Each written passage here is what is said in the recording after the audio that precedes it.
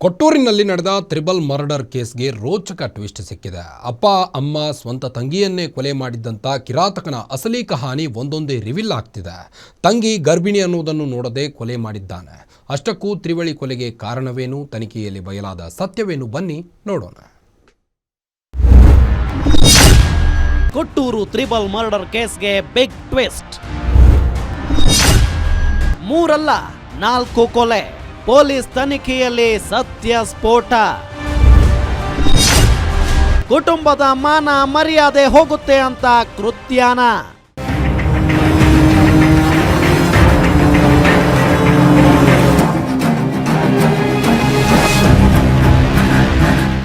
ವಿಜಯನಗರ ಜಿಲ್ಲೆಯ ಕೊಟ್ಟೂರಿನಲ್ಲಿ ತಂದೆ, ತಾಯಿ ಹಾಗೂ ತಂಗಿಯನ್ನ ಕೊಲೆ ಮಾಡಿ ಮನೆಯಲ್ಲಿ ಹೂತಿಟ್ಟ ಪ್ರಕರಣಕ್ಕೆ ರೋಚಕ ಟ್ವಿಸ್ಟ್ ಸಿಕ್ಕಿದೆ.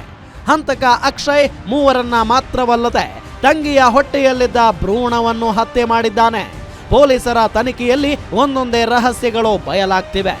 ಅನ್ಯ ಕೋಮಿನ ಯುವಕನೊಂದಿಗೆ ಸಂಬಂಧ ಹೊಂದಿದ್ದ ತಂಗಿಯ ಗರ್ಭಪಾತಕ್ಕೆ ಪೋಷಕರು ಒಪ್ಪದಿದ್ದಾಗ ಕುಟುಂಬದ ಮಾನ ಮರ್ಯಾದೆ ಹೋಗುತ್ತದೆ ಎಂದು ಅಕ್ಷಯ್ ಈ ಕೃತ್ಯ ಎಸಗಿದ್ದಾನೆ ಎನ್ನಲಾಗ್ತಿದೆ.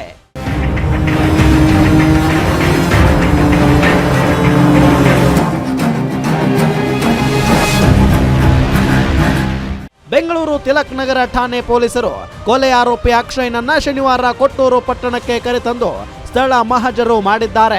ಈ ಕುಟುಂಬ ವಾಸವಿದ್ದ ಮರ್ರಿ ಕೊಟ್ಟೂರೇಶ್ವರ ಬಡಾವಣೆಯ ಮನೆಯ ಹಾಲ್ನಲ್ಲಿ ತೋಡಿದ್ದ ಒಂದೇ ಗುಂಡಿಯಲ್ಲಿ ತಂದೆ ಭೀಮರಾಜ್, ತಾಯಿ ಜಯಲಕ್ಷ್ಮಿ ಮತ್ತು ತಂಗಿ ಅಮೃತಾಳ ಮೃತದೇಹವನ್ನ ಹೊರತೆಗೆದು ಮಹಜರು ಮಾಡಲಾಗಿದೆ.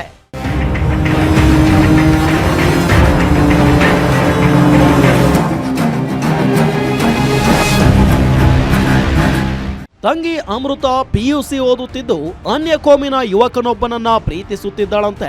ಈ ವಿಚಾರ ತಿಳಿದ ಅಕ್ಷಯ್ ತಂಗಿಗೆ ಬುದ್ಧಿವಾದ ಹೇಳಿ ಬೆದರಿಸಿದ್ದಾನೆ. ಆದರೆ ಅಮೃತ 3 ತಿಂಗಳ ಗರ್ಭಿಣಿ ಎಂಬ ವಿಷಯ ತಿಳಿದಾಗ ಗರ್ಭಪಾತ ಮಾಡಿಸಲು ಹಠ ಹಿಡಿದಿದ್ದಾನೆ. ಇದಕ್ಕೆ ಪೋಷಕರು ಒಪ್ಪದಿದ್ದಾಗ ಊರವರ ಮುಂದೆ ಮರ್ಯಾದೆ ಹೋಗುತ್ತದೆ ಅಂತ ನಿರ್ಧರಿಸಿ ಇಡೀ ಕುಟುಂಬವನ್ನೇ ಮುಗಿಸಿ ಬಿಟ್ಟಿದ್ದಾನೆ. ಒಟ್ಟಾರೆ ಸಿನಿಮಾ ಸ್ಟೈಲ್ನಲ್ಲಿ ಒಂದರ ಮೇಲೊಂದು ಶವ ಹಾಕಿ ಮಣ್ಣು ಮುಚ್ಚಿದ್ದಾನೆ. ಪ್ರಕರಣ ಮುಚ್ಚಿ ಹಾಕುವ ಉದ್ದೇಶದಿಂದ ಕಾಣೆಯಾಗಿದ್ದಾರೆ ಎಂದು ದೂರು ನೀಡಿ ನಂಬಿಸಲು ಯತ್ನಿಸಿದ್ದಾನೆ. ಆದರೆ ವಿಚಿತ್ರ ನಡವಳಿಕೆಯಿಂದ ತಾನೇ ತೋಡಿದ್ದ ಕೆಡ್ಡಕ್ಕೆ ಬಿದ್ದು ಸದ್ಯ ಪೊಲೀಸರ ಅತಿಥಿಯಾಗಿದ್ದಾನೆ. Venkatesh Kulkarni, guarantee news, Ballari.